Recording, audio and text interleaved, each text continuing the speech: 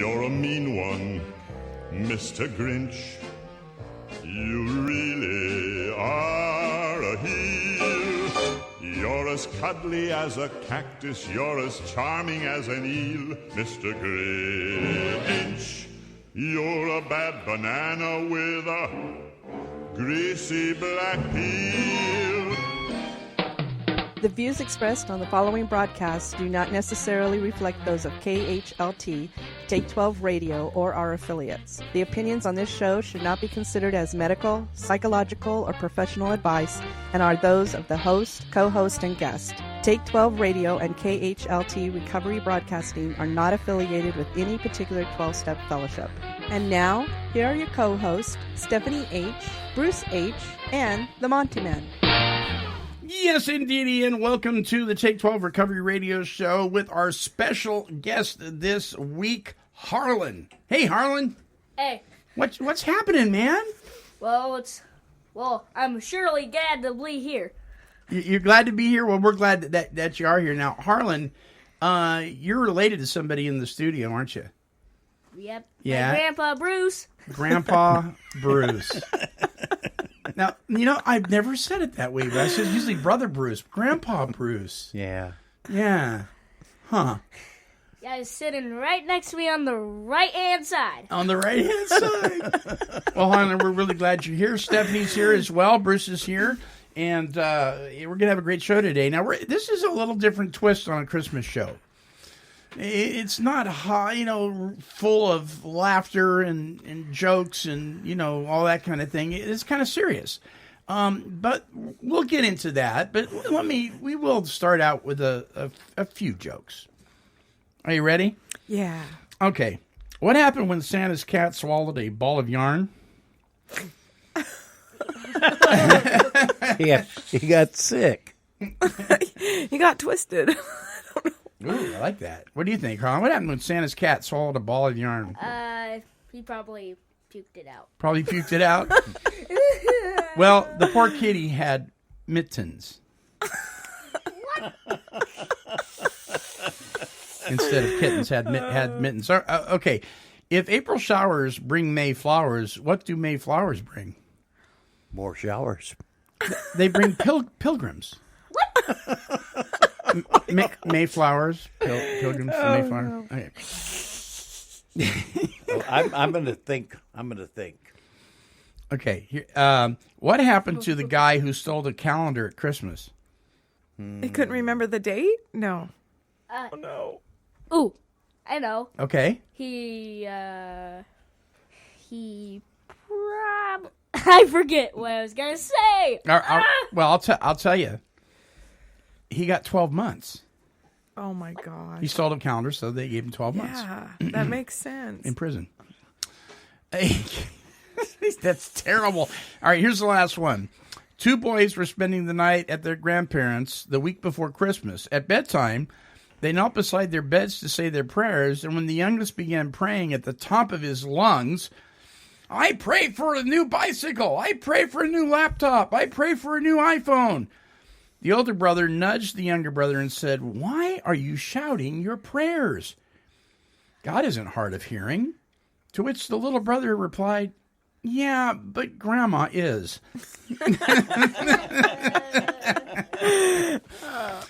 By the way, these are jokes from the humor page on the 12-Step Gazette, one of our sponsors here at Take 12 Recovery Radio. You can get their recovery magazine by visiting 12stepgazette.com and request copies of it. You can get bundles of them for like your treatment center, maybe your county facility or your clubhouse, that kind of thing. They'll send you bundles of them as well. So don't forget to check them out. Next week, because it is right up against New Year's, and we all know what happens to some of us at New Year's. I think we drinks too much. Yeah. The topic is going to be booze, pot, and the people of faith. Wow. Booze, pot, and the people of faith. Now, this is the question I'm going to be asking next week. I posted it on Facebook, and it caused such a stir that I actually took it down. Wow. the question is for people of faith. Now, when I say people of faith, I'm talking about anybody that believes in a power greater than themselves. Yeah. Okay, so you could be Muslim, you could be, you couldn't be Buddhist because Buddhism doesn't believe in a power greater than yourself. It's from within. So I guess that wouldn't work. You could be Jewish, you could be Christian, you could be Baha'i. So anybody that has a faith in something they believe is not human, that is some form of deity. This is my question to you. Okay, for next week. If it is permissible to you to drink alcohol in excess as a person of faith, then doesn't it just stand to reason that it's permissible to smoke marijuana if it's legal? That's my question. I'm not going to give you my opinion on that until next week. But if you're a person of faith and you believe it is okay, particularly to post pictures of you abiding in alcoholic beverages, particularly to excess, doesn't it just make sense, if pot's legal, that you should post pictures of you smoking pot as well? And then that's okay. So that's something for you to chew on for next week. So while some of you are getting really mad at me and hot under the collar, I want to hear what you have to say. So email me at take12radio@comcast.net, and we'll share some of your answers on the air, and I won't mention your name. Okay, there you go. Something to think about. This is the Recovery Christmas Show for 2015, and I want to make a retraction from last week. Remember the story about the couple that were discovered in the attic at Walmart in Tennessee? Yes. Right? That story was fake. Oh. And I found out about it after the show was published. Wow. That story never happened. Well, that was a good story. It was a great story. I really did come up with I did a camo my car. Oh, did you really? Yeah, that was a true part.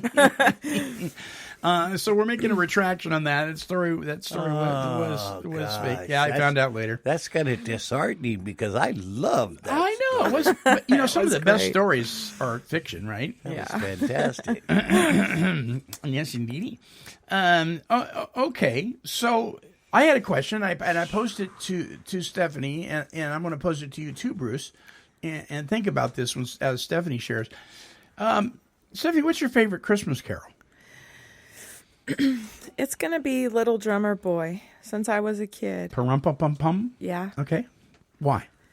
Because it's kind of a sad but a beautiful melody, and it always made me feel good. My parents didn't really celebrate holidays. Sometimes they did, sometimes they didn't, because they went back and forth with religions and things and their beliefs. Yeah, so I really love that song. The Little Drummer Boy. Mm-hmm. I have to say something about that. I have the book. That's cool. You have the book, Little Drummer Boy? Yep. Cool. What is your favorite thing about the Little Drummer Boy? Well, it's pretty much the boy has a drum because I like drums, basically. I like drums. There you go. Yeah. We just want to complicate things as adults, don't we? Yeah. I mean, what a great answer. I like drums, man. What's wrong with you? I like that. Bruce, what's your favorite Christmas carol? Well, I think it would have to be White Christmas. White Christmas. Bing Crosby. Yeah, that was my dad's, too. Mm-hmm. Yeah, and then I think it'd be Rudolph or Drummer Boy come in next, depending on how I felt, because both of those are great pieces. Yeah. Yeah. My favorite is Hark the Herald Angels Sing. And the reason it is because it is so, usually it's done with a full orchestra, and it's just so intense. And it just gives me goosebumps. Wow. I just feel like I'm in the midst of deity or something. So that's my favorite. Sure, I could see that with you. Yeah. Power, baby, power. Yeah. But I Look at him recharge. We've got some audio clips that we're going to be playing during the show, and the first one is the story of A Christmas Carol. It's the story of Silent Night. Wow. And if you've never heard this, it'll blow your mind. So we are going to share that right now. Silent Night is probably the most famous and beloved of all the Christmas songs. And this is the story of how it came to be written. Our tale begins in the little church of Arnsdorf, near the city of Salzburg, in the country of Austria. In the days just before Christmas, the organ in the church had become unfit for use. The mice who had made their home in the cellar of the church had found their way to the organ and eaten away the bellows. The priest of the church, Father Joseph Moore, was deeply worried. What music were they to have for the Christmas Mass? He went to his organist and schoolmaster, Franz Gruber, and explained his disappointment and frustration. "Franz," he said, "we must do something. The congregation will be expecting a hymn for the Mass, and we have no organ. What shall we do?" "Father, do not worry. We will write a hymn together. I will play it on my guitar and teach it to the children of the church to sing." The time was growing short. On the day before Christmas Eve, Father Moore was called upon to administer the last rites to a dying woman. It was very late in the day when he left the family's house. Tired and weary, he stopped on the hillside to rest. While he sat there, overlooking the little town, the snowy mountains rose above him, and below in the valley, the outline of the small village could be seen. As he looked, he could see a faint light gleaming in the shadowy darkness. Over the land there was a great stillness. Seeing this wondrous beauty, Father Moore thought to himself, "It surely must have been like this, that silent holy night in Bethlehem." Some words formed on his lips. Silent night, holy night, all is calm, all is bright. Deeply moved, he rushed home. Seated at his desk, he wrote until he had finished his poem. The next morning, he hastened to the home of his good friend, Franz Gruber. "Franz," he said, "let me read you the poem I wrote last night." Just as soon as Franz heard the beautiful words, angelic voices seemed to fill his humble house. Grasping his guitar, he started to play a wondrous melody to fit the words that Father Moore had written. He had captured the true spirit of Christmas. When he was finished, Franz Gruber sang and played the completed song to his wife and Father Moore. A hushed silence followed. Franz Gruber's wife then spoke. "Franz, we will die, you and I, but this song will live forever." Franz immediately rushed off to gather the children of the village. He seated them down and quickly taught them the new song. The midnight mass started, and in time, the hallowed strains of Silent Night fell upon the ears of the congregation. Everyone was enthralled. There was no organ, no, but a very special gift had been given to the Christ child on his birthday. During the Christmas service, the organ builder happened to be in the church repairing the organ. He was so enchanted with the beauty of the song that he carried a copy of it home with him.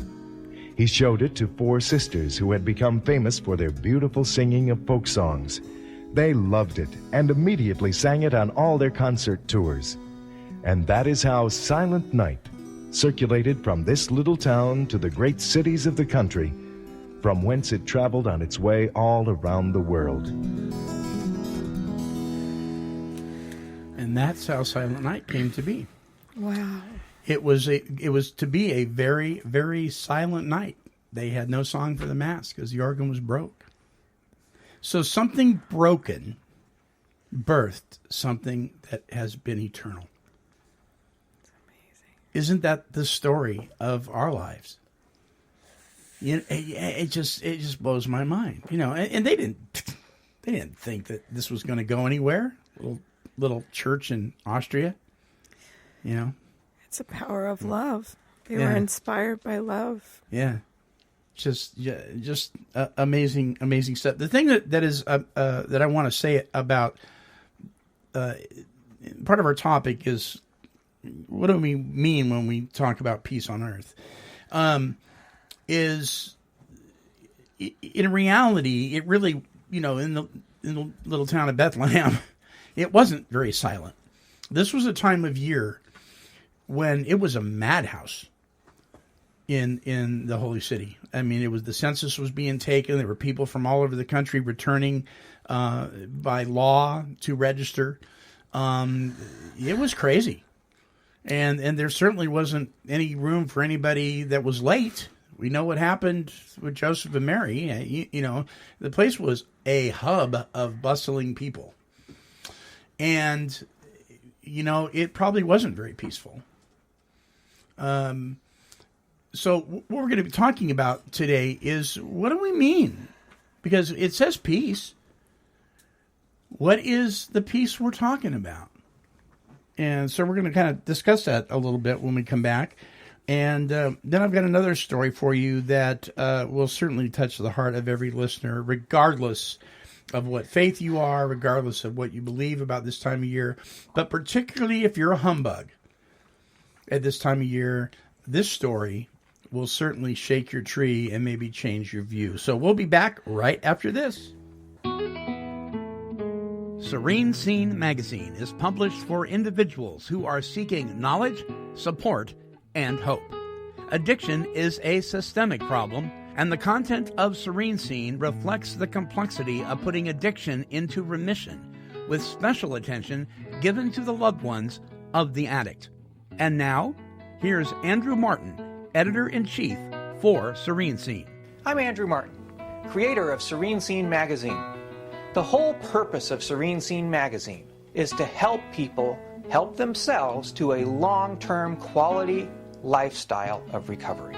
Please have a look at some of the technological features that it has, the audio files, and the video files that are incorporated into the publication as well. I hope you have fun with it, and I hope there's something there for you.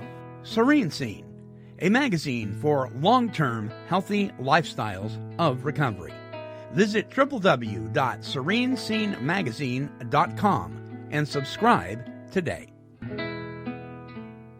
Men, women, and their families experience tremendous pain and suffering due to the struggles they face from substance abuse and its co-occurring mental health challenges. They need to find a safe place for peace and healing. Therapia Addiction Healing Center was born out of a deep desire to provide that safe and powerful healing environment. Therapia exists to help people recover from addictions by developing and maintaining healthy, meaningful relationships with God, self, and others. To speak with an addiction specialist, call 1-855-652-4325. That's 1-855-652-4325. Or visit our website at www.therapia.net. Therapia Addiction Healing Center, restoring lives one step at a time. Every who down in Whoville, the tall and the small, was singing without any presents at all. No presents. And they had joy. Okay, one thing I remember that story. I've watched a movie, and I've watched the old movie. The old version, right? Yeah. Yeah, I like that one better. Do you? Yeah. Yeah. Put them on. What's your favorite thing about The Grinch That Stole Christmas? Oh, it's pretty much Christmas, you know? I like that. Christmas is pretty much my favorite holiday. Yeah, me too. Me too. Well, listen, we talk a lot about praying for peace around this time of year.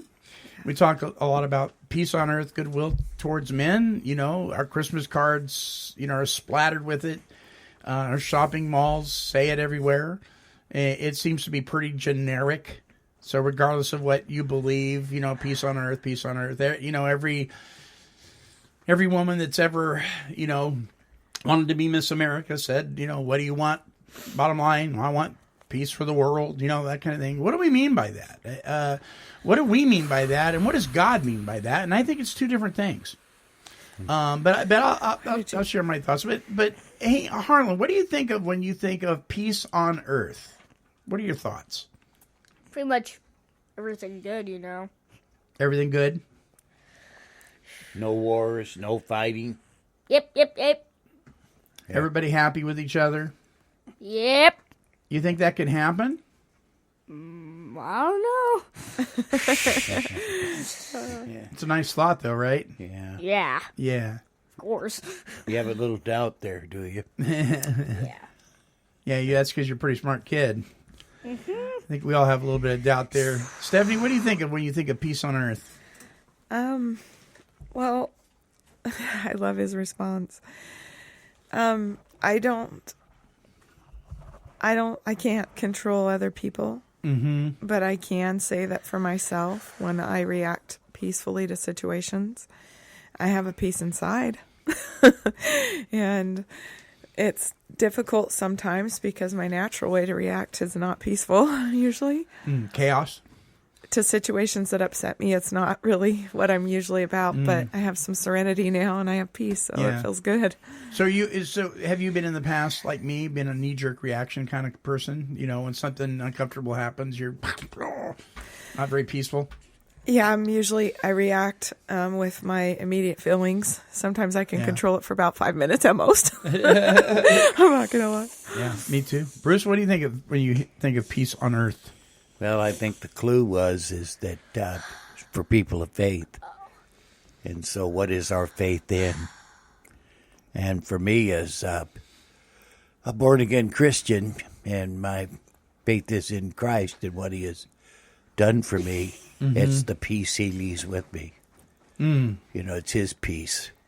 Right. And it's, I think it's first coming to that knowledge, and then I think the rest of it is learning to live out of that, for you can bring peace to the world. Because once that has been given to you and you start to understand it, and that's one of the blessings, then you can start to live out of those. And it's like getting grace and being able to give grace. You can give that to others. And if everybody did that and lived out of that blessing, out of that peace, then we'd change the world. We could change the world if that took place. Yeah. So I think it's learning to do that.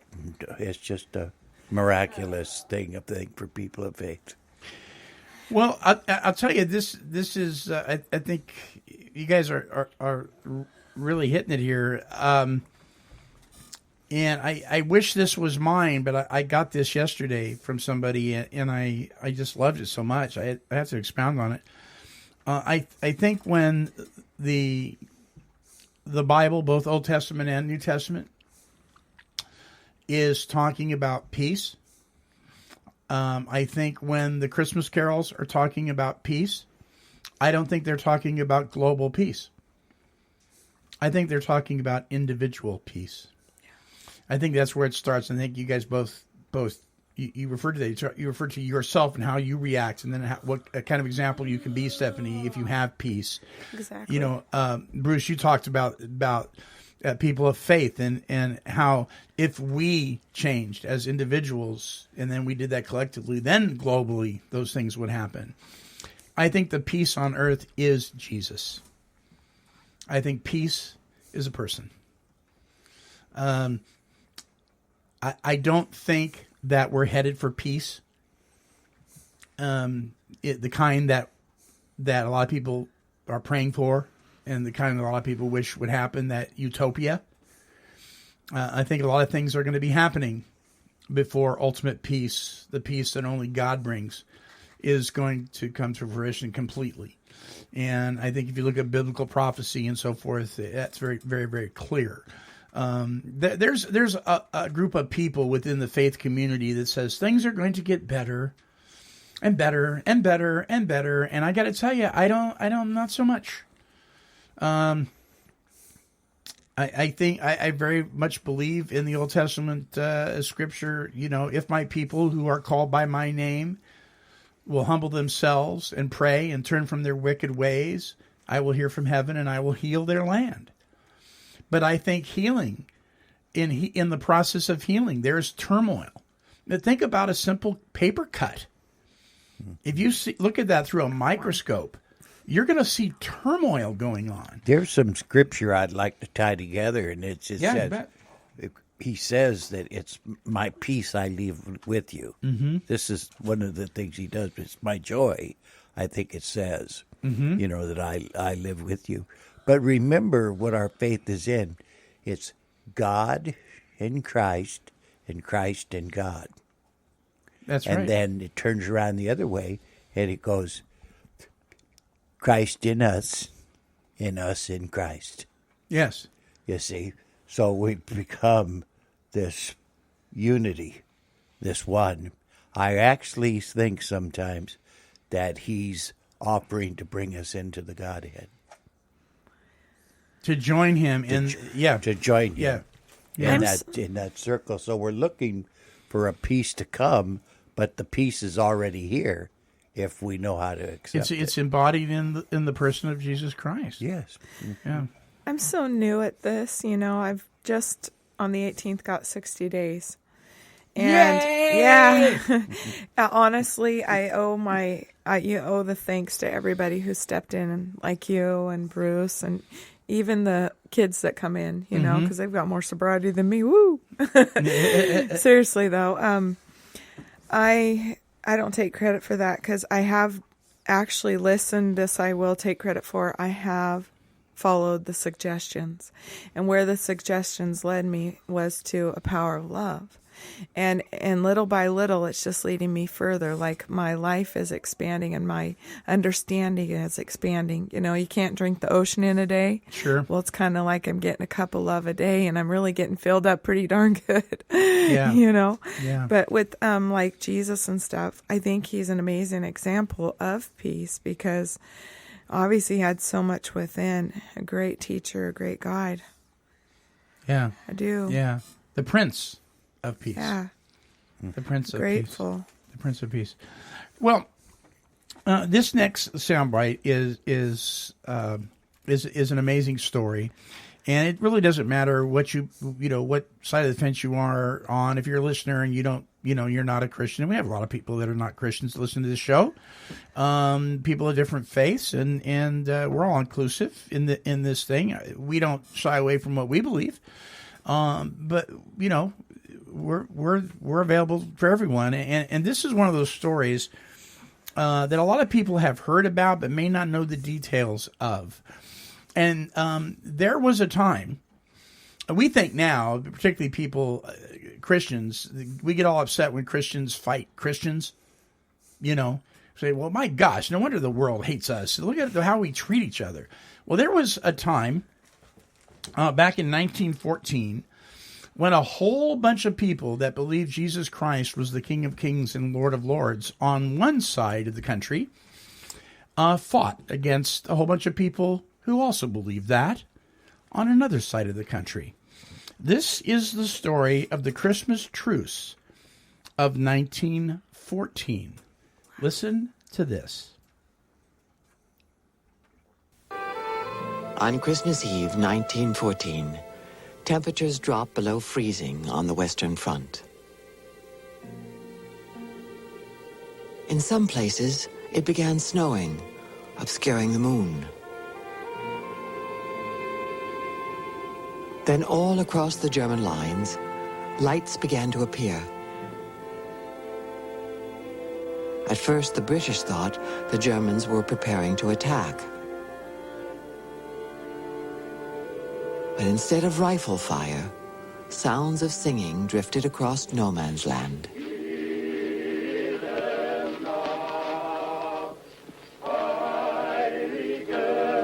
The Germans would be heard singing Stille Nacht, Heilige Nacht.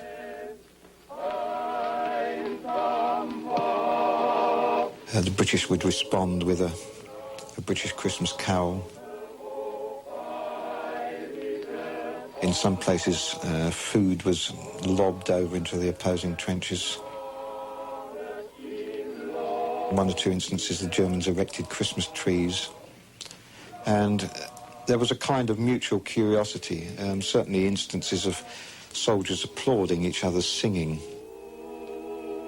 The curiosity led to something never again repeated on the battlefield. In one or two places on Christmas Day itself, the first curious slightly headstrong people, perhaps from both sides, poked their head above the trenches and being made aware that somebody over the other side wasn't going to shoot it off, then clambered cautiously out. One of the first to take part was Captain Charles Stockwell. I ran out into the trench and found that the Saxons were shouting, "Don't shoot! We don't want to fight today. We will send you some beer." A German officer appeared and walked out into the middle of no man's land. So I moved out to meet him amidst the cheers of both sides. We met and formally saluted. He introduced himself as Count something or other and seemed a very decent fellow. By now, these soldiers knew that the war was going to last a long time, and that many of them would not survive.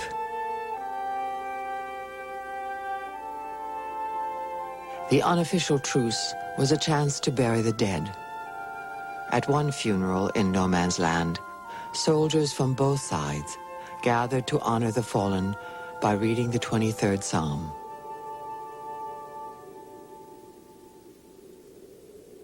The Lord is my shepherd, I shall not want. He maketh me lie down in green pastures. He leadeth me beside the still waters. He restoreth my soul. He leadeth me in the path of righteousness for his name's sake. Yea, though I walk through the valley of the shadow of death, I will fear no evil.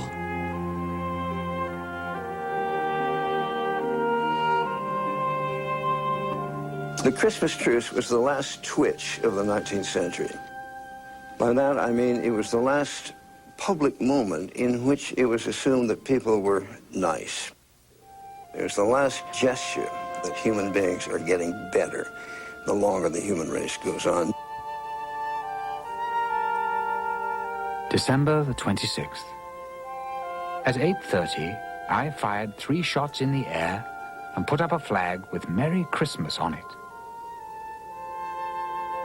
The Germans put up a sheet with "Thank you" on it. And the German captain appeared on the parapet. We both bowed and saluted. He fired 2 shots in the air. And the war was on again.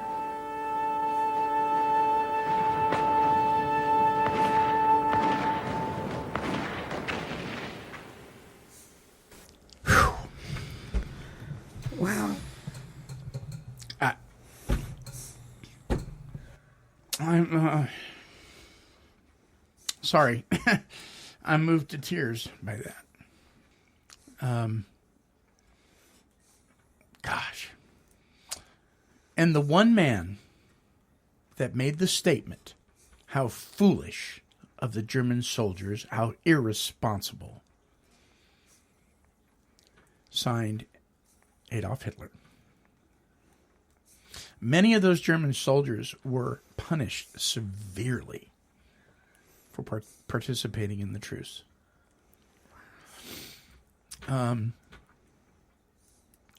That wasn't in Hitler's time, was it?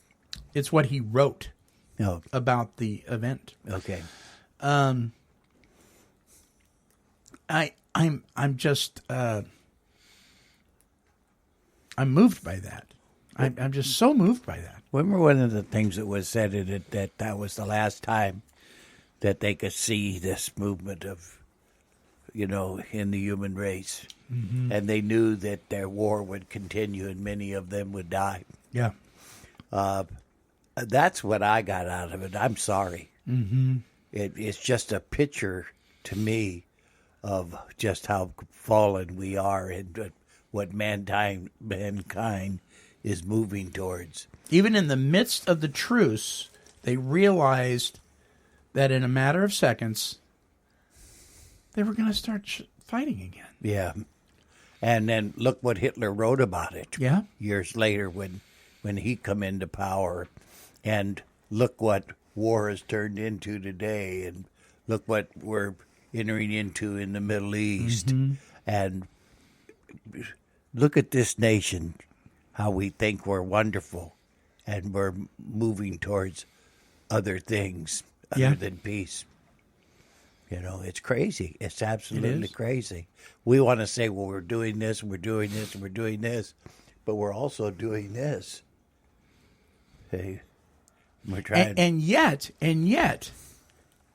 here are these two. You know, the British and the Germans, opposing sides, murdering each other, slaughtering each other, and something happened. There's something about Christmas. That's crazy. See, something happened, and I would venture to say the something that happened is the same thing that peace is about when we sing about that in the Christmas carols. Jesus happened. Something happened. God happened. We didn't latch onto it like we should have, but for a few moments, God changed the hearts of man, and God will still do that today.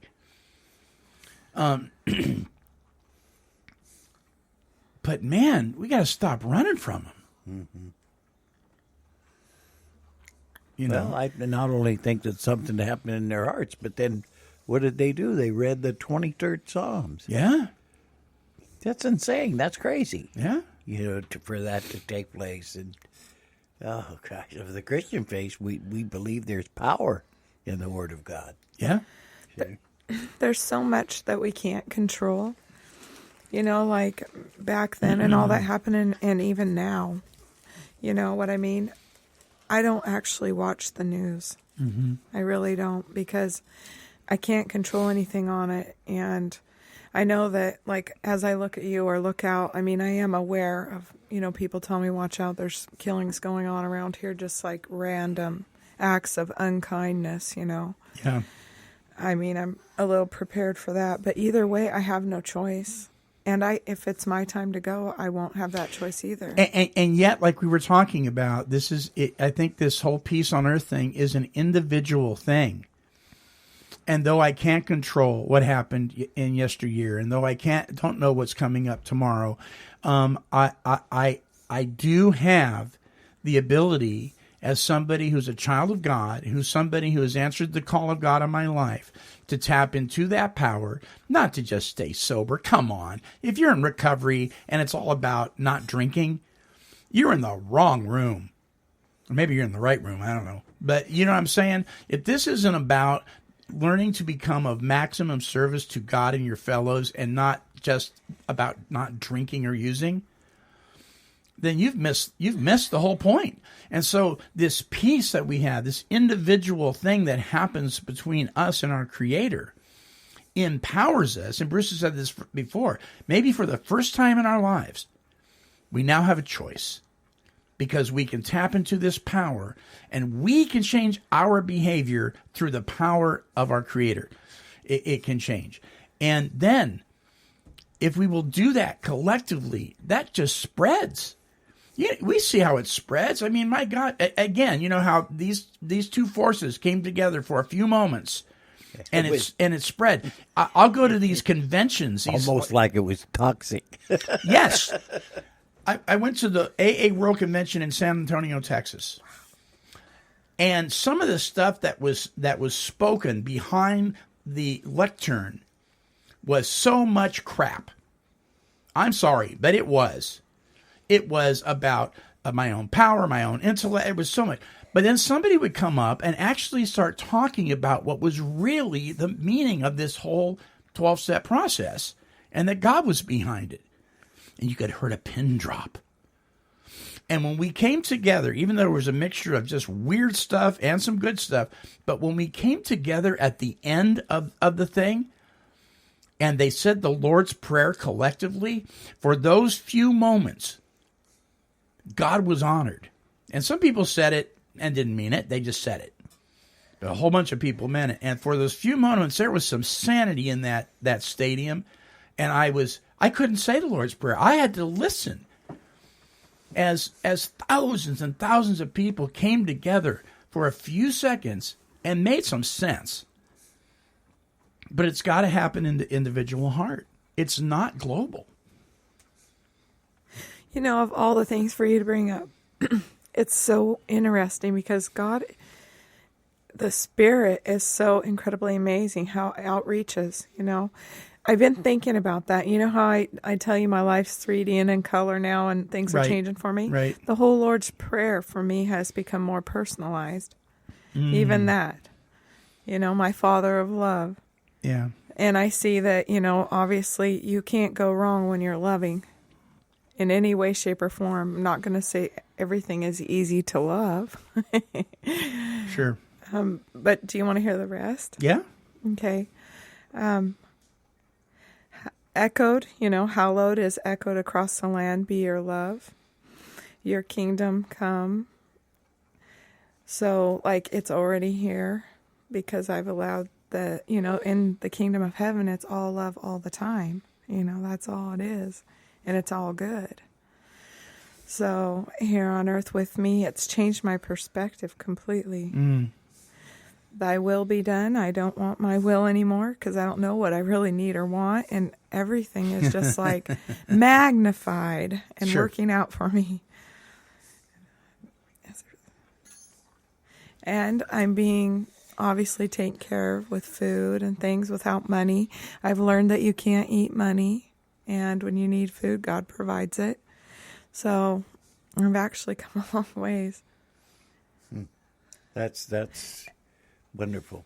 And forgiving, obviously forgiving one another. But as long as you have the power of love, you can forgive anything. Because think about it. Do I have time to say this? Yeah.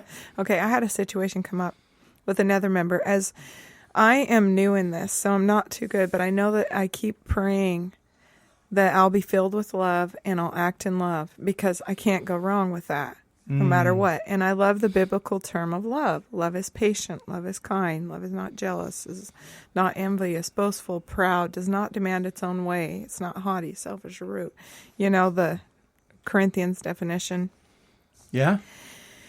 And I was really offended. It kind of caught me sideways because if someone came after me, you know, I think I could deal with it, but because it was towards one of my babies, I was like taken back, you know, because they have time. But like you said, people can have time, but is the time, you know, valuable? Have they been working, you know, working on themselves? And so I had to look at that and be patient with this person and love them through it and let it go because I thought, you think about this. You know how badly Jesus was treated? Yeah. Oh my gosh, can you imagine that being your baby being treated like that? Yeah, can you imagine what Mary was thinking? Oh my gosh. I thought about that. My heart just broke. And I'm like, man, it made me sad, you know? So how can we as individuals, how can we impart peace, his peace, to other people? How do you do that? Bruce, how do you do that? I'm trying. I believe that the work is turned into living out of the blessings that's already been given to us. Instead of working for something, we're working out something. See, in the biblical transition is work out your salvation. Right, work it out. Yeah. Faith without works is dead. But they're talking about, you know, not that works produce faith, but faith produces works. So I try to grow in my conscious contact of God and who he is and what he's done for me. And then I try to live out of those blessings, you know, towards people. Yeah. I think that's the work, is learning to do that instead of living out of my own feelings or emotions or flesh. So, Harlan, let me ask you. You've been sitting here very patiently. Let me ask you, what is I mean, you know, you're 9 years old. Kids can be mean sometimes, right? Yeah, but I have something to say about that story. Why can't war stop? Why can't the world just come together and turn into a big, whole, giant state? Come on, right? Of peace. Yeah. And Monty, I think if more people would take on a childlike faith like that and say, you know what, that's a good question. Let's sit down and let's ask that instead of being right fighters all the time. Why can't it? I mean, come on, people, right, Harlan? I mean, everybody get a grip. Yeah, right, why can't we all just get along? Yeah, right. Really? I mean, he's right, and we can't answer that question, but they can.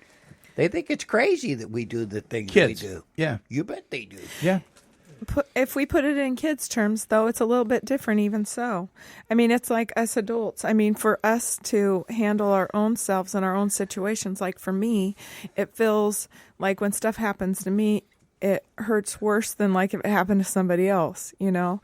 Being able to, like, even though I'm an individual and say my spirit's trapped in my body, to have that just to put it out there, to have that peace and patience and kindness for somebody as if it was your own, like owning it. If we could all do that, we would have peace. But the problem is, like, even like if someone comes up and punches you or calls you a name, you know, picks on you, it's you that's getting affected. And even though it seems like a small thing, wars and things like that are just bigger things where people have resentments and anger and hate. Of that, yeah, right? They are. So, I mean, if someone punched like, even, I hate to say it, but like punch someone you love in the face, you know, especially a little one, right? A little person. I mean, that's like horrible.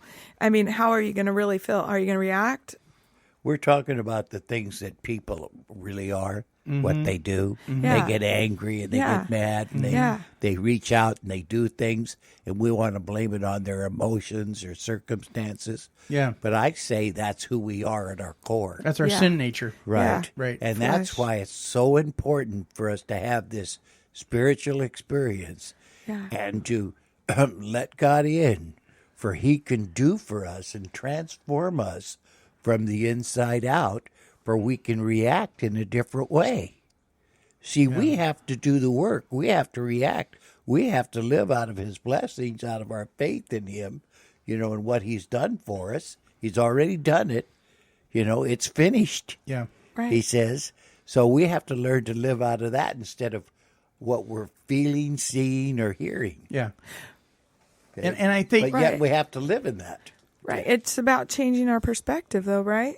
You bet. Because we have to look at every individual as being someone that Jesus died for as well, whether they're right in the middle of their sin. He did not come here and say, well, stop sinning, and then I'll go to the cross. And can you imagine giving up your child for someone like me? I'm still in awe, shock and awe about that, because that's like God doing that. So to answer your question, Harlan, why can't we just stop all the fighting? I think it's because I think one of the reasons that we continue to do it is because we don't turn to God. We don't turn to the author of love. We want our own way. So if we would all as individuals work on this relationship, you know, ask God into our lives to direct our paths, maybe some of these things would change. But I think, Harlan, what a lot of us do, especially adults, is we want to be right, even if we know we're wrong. Or we want to change it without God. Without God, yeah. Well, I think you're right, because it's crazy that all the countries just hate another country. Yeah, over really stupid things when you think about it. Pieces of property, you know. I think that's why God says the kingdom of heaven belongs to small children, right? And unless you become like a little child, you can't enter the kingdom of heaven. Exactly. So taking a child's perspective on that, I mean, you know, at their age, if they all grew up learning when they're tiny little people to treat people, how to treat somebody. If they hit you, turn the other cheek, pray for them. You know, maybe they're hurting inside, you know, give them that time. He says you hurt one of his, and it'd be better than a millstone be tied around your neck. And thrown into the deepest ocean, yeah? Mm-hmm. Yeah, because it puts out their light. Mm-hmm. That little light song's a fact. Well, listen. I think that's my new favorite Christmas carol, Monty Man. Hey. There you go. Well, listen, we're out of time. We're going to be closing with a song. that echoes the Christmas truce of 1914. I want to say something. Go ahead, Bruce. I want to thank Harlan. Yes, indeed. For being here, and I want you to know, little guy, that you're the love of my life. Mine too. Ooh, golly, thank you.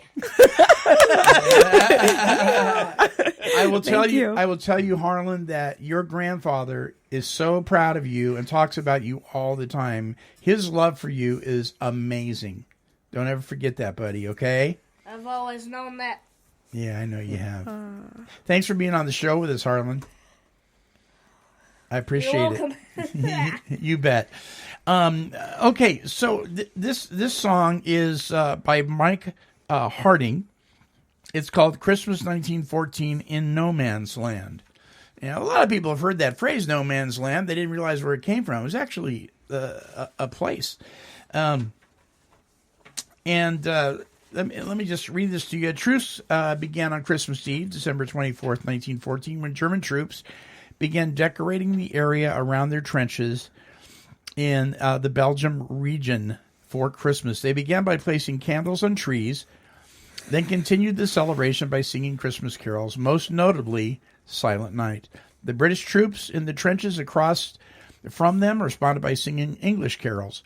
The two sides continued by shouting Christmas greetings to each other. Soon thereafter, there were calls for visits across the no man's land. And I hear they got out and played soccer. They did.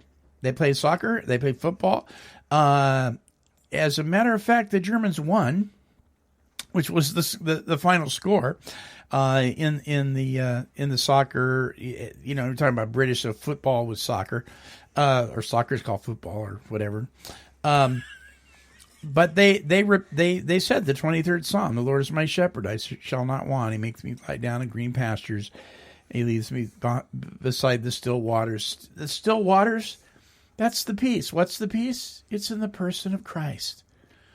You know, and for a few moments, some folks realized that. So here's this song to close out the show by Mike Harding describing this event. Christmas Eve in 1914, stars were burning bright, and all along the western front, guns were lying still and quiet. Men lay dozing in the trenches, in the cold and in the dark, and far away behind the lines, a village dog began to bark.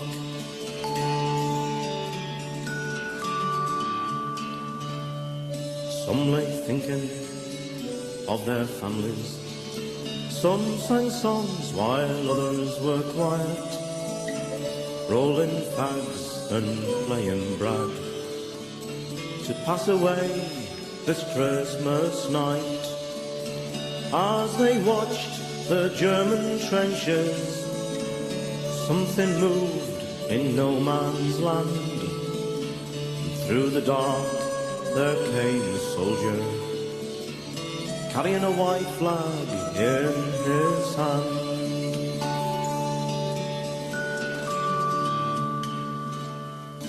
Then from both sides men came running, crossing into no man's land, through the barbed wire mud and shallows. Shyly stood there shaking hands. Fritz brought out cigars and brandy, Tommy brought corned beef and fags. Stood there talking, laughing, singing. The moon shone down on no man's land.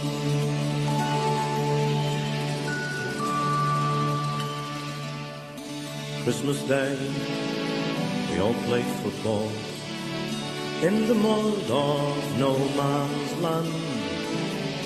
Tommy brought some Christmas pudding, Fritz brought out a German band. When they beat us at the football, we shared out all the grub and drink, and Fritz showed me faded photo, a brown-haired girl back in Berlin.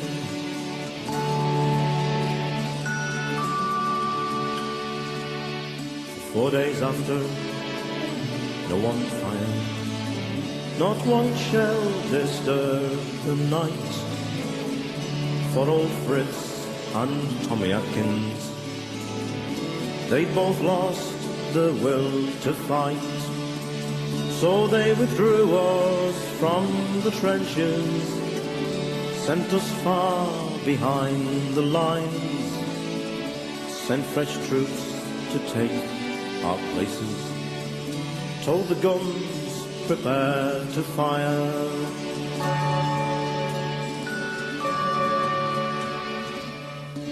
And next day, in 1914, flares were burning, burning bright.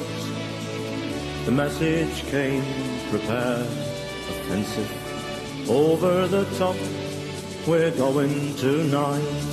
And men stood waiting in the trenches, looked out across our football park, and all along the western front, the Christmas guns began to bark. Men stood waiting in the trenches, looked out across our football park, and all along the western front, the Christmas guns began to bark.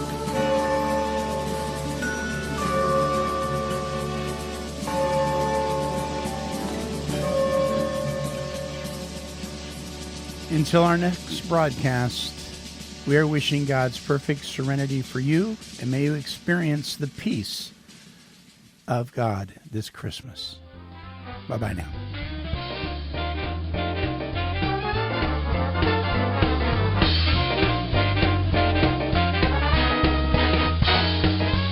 This has been a broadcast of Take 12 Recovery Radio and KHLT Recovery Broadcasting. Ho, ho, ho, ho, ho.